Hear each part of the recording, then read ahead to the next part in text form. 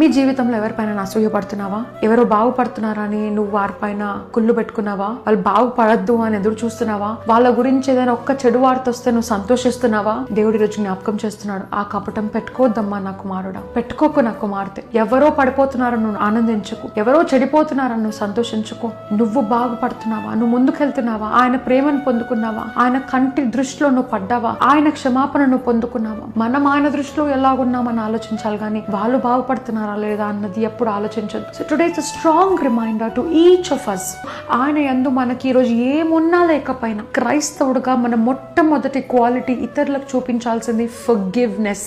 మనం క్షమాపణ, మనల్ని క్షమించాయని అడగటం కాదు, మనం ఇతరులని క్షమిస్తున్నామా? మనం ఇతరులని ఆదరిస్తున్నామా? వారు చేసిన తప్పులను వీరేం చేశారో వారికి తెలియదు కనుక వీరిని క్షమించండి అని అంటున్నామా? నువ్వున్నంత లోతుగా వారు లేరేమో దేవుళ్ళు, నువ్వు క్షమించినట్లయితే వారికన్నా లోతైన క్రైస్తవురాలుగా నువ్వు ఉంటావేమో. దేవుడు నిన్ను పరీక్షించడానికి ఆ సిచ్యువేషన్ తీసుకొచ్చాడేమో. నేను బిడ్డనయ్యా అని చెప్పుకుంటున్నావేమో కానీ క్షమించలేకపోతున్నావా? నిజంగా ఆయన బిడ్డవేనా? నిజంగా ఆయన బిడ్డలంగా ఈరోజు మనం ఉంటున్నామా అని ఒక్కసారి మనం ప్రశ్నించుకుందామా?